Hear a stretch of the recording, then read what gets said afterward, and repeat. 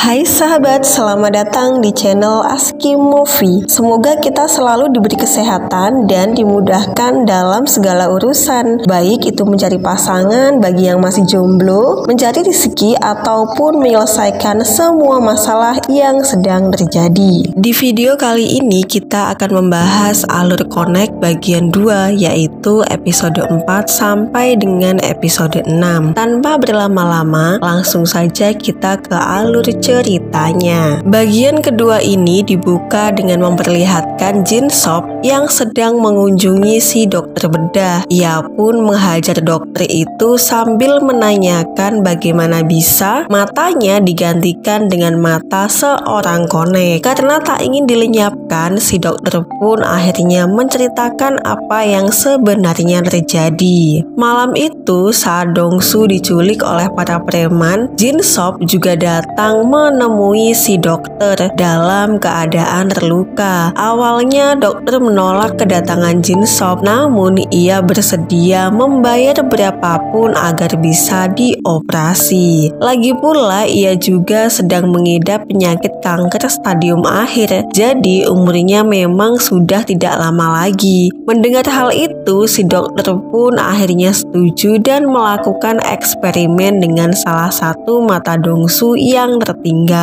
Setelah mendengar jawaban yang diinginkan, Jin Sop tidak segan-segan langsung melenyapkan si dokter. Sementara itu di rumah sakit, Dongsu diinterogasi oleh detektif Choi dan juga rekannya. Saat itu Dongsu berusaha jujur, namun rekan detektif Choi tidak mempercayainya. Detektif Choi lalu mengajak Dongsu ke atas gedung agar ia bisa menceritakan semuanya dengan bebas. Di sanalah Dongsu mengatakan tentang rencana pembunuhan yang akan dilakukan oleh pembunuh psikopat, di mana target selanjutnya adalah 3 anak perempuan. Mendengar hal itu, detektif Choi meminta Dongsu untuk tidak ikut campur lagi dalam kasus ini dan akan lebih baik jika pihak kepolisian yang terjun langsung menangani semuanya. Dongsu tentu saja menolak karena ialah yang paling tahu tentang si pembunuh psikopat. Alhasil Dongsu pun memutuskan untuk kabur dengan melompat dari atas gedung.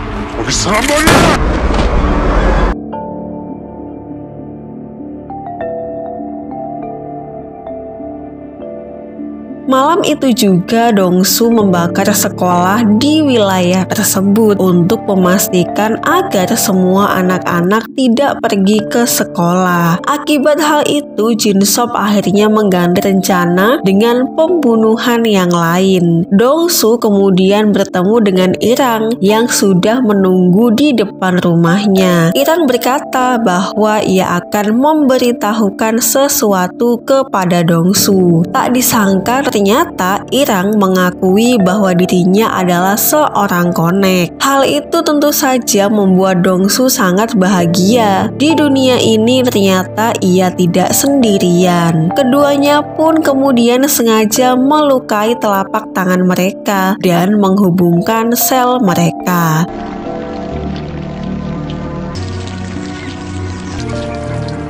Keesokan harinya, Dongsu kembali mendapatkan penglihatan dari Jin Sop karena rencana awalnya telah gagal. Kini Jin Sop menunjukkan korban selanjutnya. Kali ini ia telah menangkap seorang produser musik yang bernama Z yang sudah mengaransemen ulang lagu milik Dongsu. Dengan santai, Jin Sop menantang Dongsu untuk menemuinya. Jika ia tidak ingin produser itu tewas di tangannya, dia bahkan dengan santai menyayat dada Z untuk memancing amarah Dongsu. Hal itu pun membuat Dongsu sangat frustasi karena Z yang tidak bersalah harus terlibat dalam masalah ini. Saat akan pergi menyelamatkan Z, Dongsu mendapat pesan dari para preman yang telah menghajar bosnya. Mereka mengancam apabila Dongsu tidak menyerahkan diri, maka kakek itu akan dilenyapkan. dilakukan. Tindakan itu juga didasari oleh kebencian mereka terhadap Irang, sehingga mereka pun berencana menangkap keduanya sekaligus. Irang lalu meminta Dongsu untuk pergi menyelamatkan si kakek, sementara ia di sana akan menghadapi semua preman tersebut. Sesampai di pabrik, Dongsu langsung menyelamatkan bosnya. Namun saat itu kepalanya sempat dipukul sampai ia pun tak sadarkan diri. Begitu terbangun, Dongsu sudah terikat dengan sebuah rantai. Ia kemudian memotong rantai itu dengan mesin pemotong besi agar ia bisa melepaskan diri. Di waktu yang sama, Irang disergap oleh para preman. Ia pun akhirnya ditangkap dan diinterogasi. Karena Irang tidak mau jujur, salah satu preman pun menyayat wajahnya. Karena hal inilah mereka akhirnya tahu bahwa Irang juga merupakan seorang konek. Irang kemudian melawan para preman itu dan segera pergi dari sana. Setelah menyelamatkan bosnya, Dongsu meminta maaf karena semua ini terjadi karena dirinya. Si kakek yang awalnya mengira Dongsu adalah monster berasa berterima kasih kepada Dongsu. Ia pun meminta Dongsu untuk segera pergi dan menyelesaikan apa yang menjadi tanggung jawabnya. Di waktu yang sama, polisi menemukan jasad seorang preman yang diketahui bernama Wujin. Saat itu, Wujin ditemukan bersama sebuah kamera yang berisi foto-foto Jin-sop. Wujin memang ditugaskan untuk memata-matai Jin-sop, namun dalam prosesnya ia malah tewas terbunuh. Polisi pun langsung menduga kalau pelaku pembunuhan itu adalah Jin-sop, namun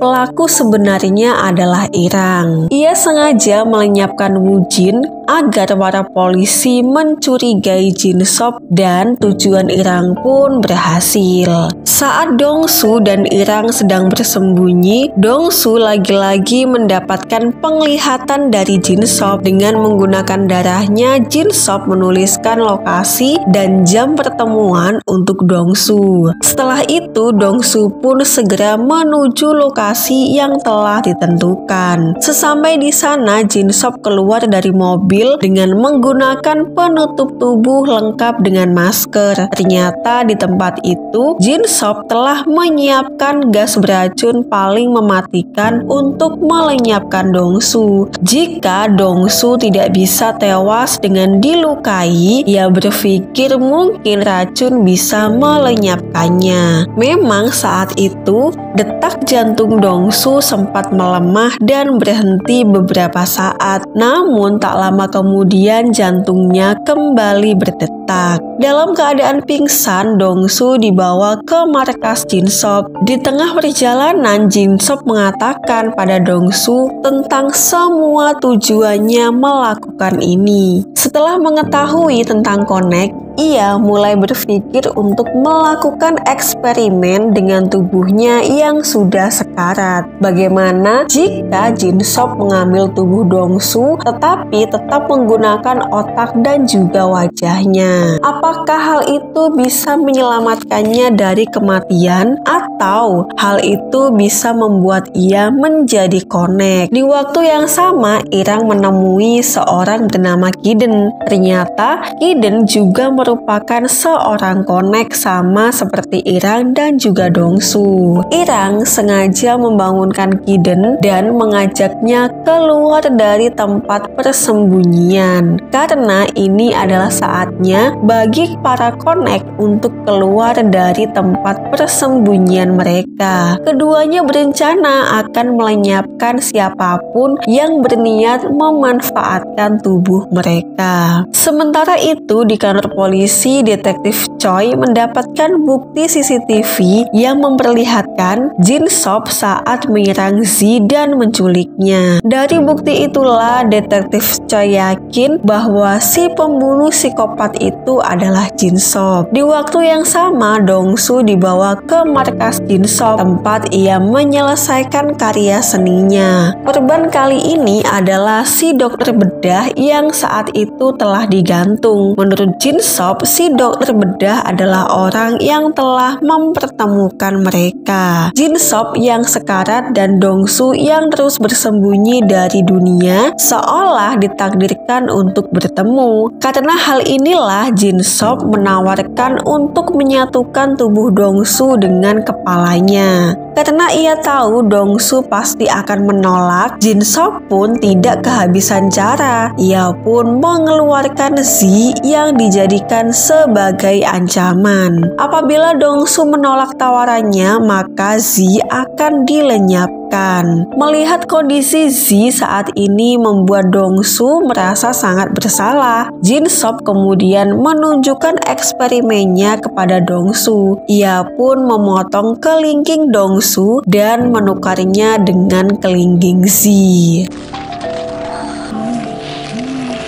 Dengan hasil eksperimen itulah Jin Sop yakin penyatuan kepala dengan tubuh Dong Su juga akan berhasil. Beberapa saat kemudian Dong Su terbangun di dalam lemari pendingin bersama Zi. Dong Su pun meminta maaf pada Zi karena dirinya yang membuat semua ini terjadi. Sebaliknya Zi juga merasa bersalah pada Dong Su karena ia tidak bisa membantunya untuk menangkap si pembunuh psikopat. Setelah mengatakan hal itu, Zi akhirnya tewas di hadapan Dong Su.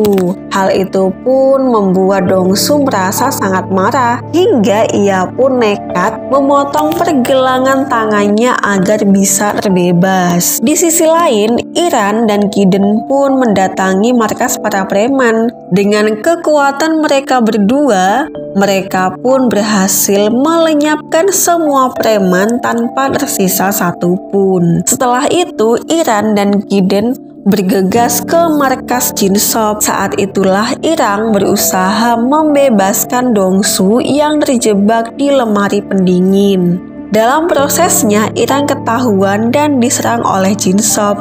Melihat lukanya yang sembuh seketika, membuat Jin Sop sadar bahwa Irang adalah seorang konek. Hal ini pun membuat ide gila Jin Sop kembali terbesit. Bagaimana jika Dong Su dan Irang memiliki keturunan? Atau bagaimana jika ia dan Irang memiliki keturunan? Apakah yang akan terjadi pada keturunan mereka? Mendengar hal itu, Irang pun marah dan langsung menyerang Jin Sop. Meskipun diserang berkali-kali, namun Irang tetap bangkit karena tubuhnya pulih dengan sangat cepat. Tak lama kemudian terdengarlah suara kedatangan detektif Choi dan rekan polisinya. Hal itu pun membuat Jin Sop takut, jadi ia pun memilih untuk kabur. Setelah itu, Irang langsung menyelamatkan Dong Su. Dong Su pun segera mengejar Jin Sop untuk menghentikan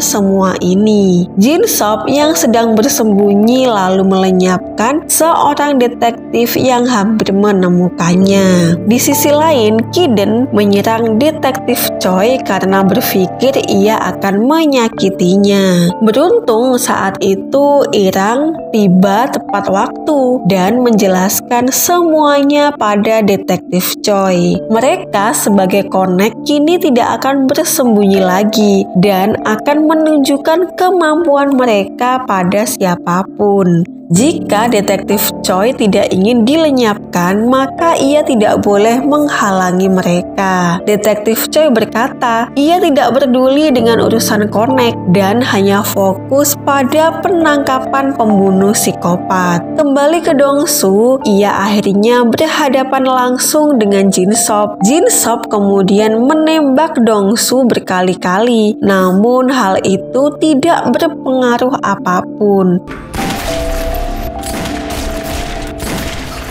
Bahkan saat salah satu tembakannya mengenai mata Dong Su, mata itu pun pulih dengan sangat cepat. Kesempatan itu pun dimanfaatkan oleh Dong Su untuk menarik mata yang ada di tubuh Jin Sop. Setelah mendapatkan matanya kembali, kini saatnya Dong-soo menyerang Jin-sop. Namun saat ia akan menyerang, tiba-tiba detektif Choi datang dan menghentikannya. Bagaimanapun jika Dong-soo melenyapkan Jin-sop, ia akan ditangkap oleh pihak kepolisian karena telah melakukan pembunuhan. Akan lebih baik jika Dong-soo menyerahkan kasus ini pada hukum yang berlaku. Detektif Choi kemudian menyuruh Dong-soo dan Irang untuk segera pergi karena tim SWAT akan segera datang. Saat Dong-soo dan Irang akan melarikan diri, beberapa helikopter pun datang mengepung markas tersebut dan series Connect bagian 2 pun akhirnya selesai. Wah, endingnya gantung banget ya. Masih ada banyak pertanyaan-pertanyaan yang belum terjawab.